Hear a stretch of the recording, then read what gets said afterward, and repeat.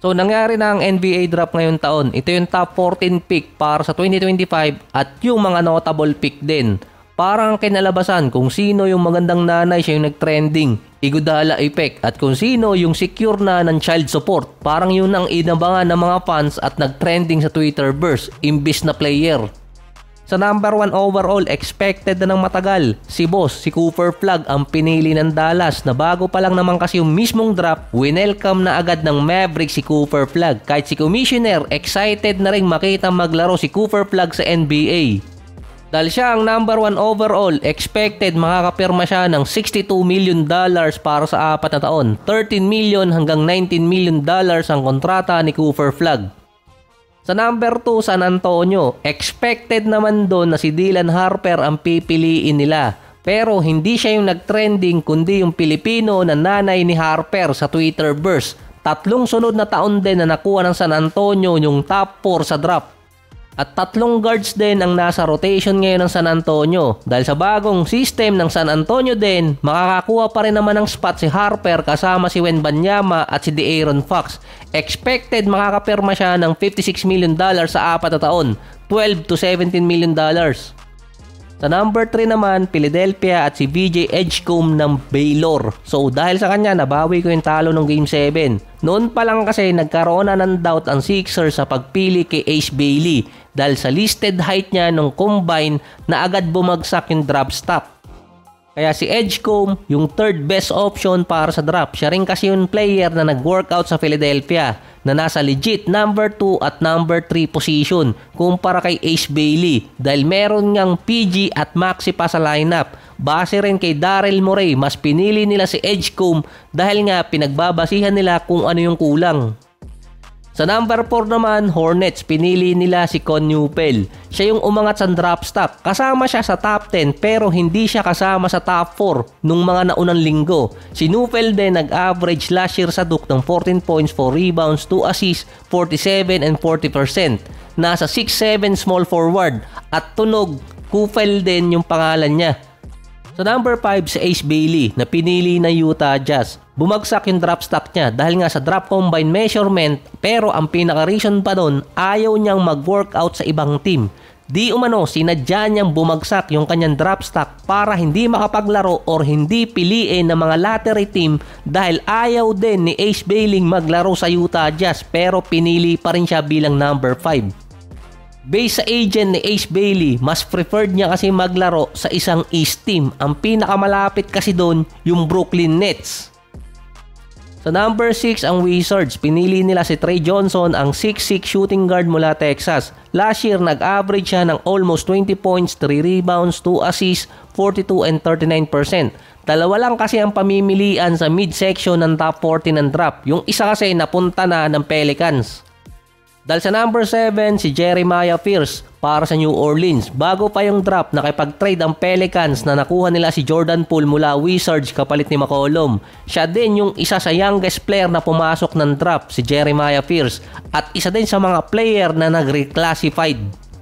Galing Oklahoma na may height na 6'4 at combo guard. May average siya last season na 17 points, 4 rebounds, 4 assists, 43 and 28%. Sa number 8, Igor Demin, ang 6'9 point guard at small forward mula BYU. Siya yung isa sa pinaka-generic player at isa din sa mga player na tumaas ang draft stock papasok ng March Madness. Isa din siya sa mga European player na naglaro na professionally bago naglaro sa NCAA. Last year, may average siyang 10 points, 4 rebounds at 5 assists per game. Expected pang magkakaroon ng trade sa pagitan ng Nets at Jazz para makipag-swap ng player dahil ayaw nga ni Ace Bailey maglaro para sa Jazz. Sa number 9 naman, ang merong times 100 na mapapasama siya sa top 10 at secure na ang child support, si Colin Murray Voiles. Pinili siya ng Toronto Raptors na pailing na lang din. Doon siya nag-trending dahil nga one day before sinabi niya kasing marami ng scorer ang Toronto. Mukhang naramdaman niyang mababang kulang siya sa Raptors. Last season, nag-average siya ng 16 points, 8 rebounds, 2 assists, 58 and 26%. Bukod doon, nag-trending din yung GF niya. Lagi namang ganun. Expected na magkakaroon ng trade mula sa Raptors na involved siya or ibang player para ma-accommodate siya sa rotation. Sa number 10 naman, parang inisahan ng Houston ang Phoenix Suns dahil technically sila pa rin ang pipili ng number 10 pick kahit tinrade nila yun papuntang Phoenix Suns kapalit ni Kevin Durant. Instead na kunin yung best available big man katulad ni Derek Quinn, ang pinili na Houston para ibigay sa Phoenix Suns si Kaman Maluwak.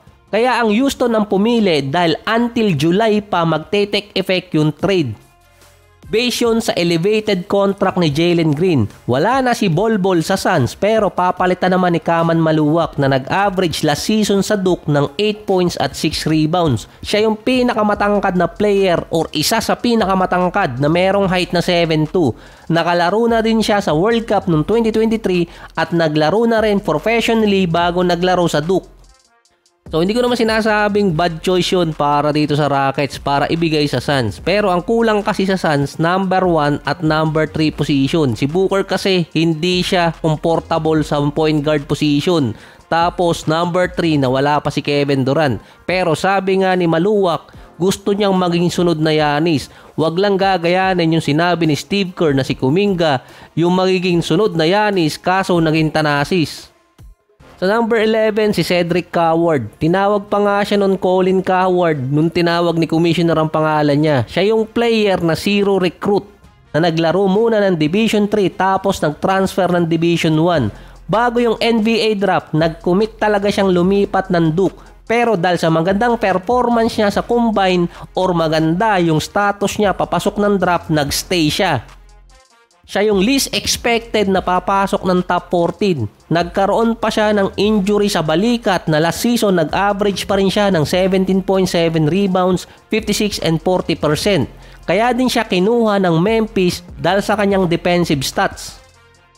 Originally, ang Portland ang nag-drop sa kanya na agad namang tinrade papuntang Memphis. Sa number 12, ang Bulls. Pinili nila si Noah Esenge ng France. Nasa 6'10" power forward na naglaro na din professionally sa France since 2021 pa.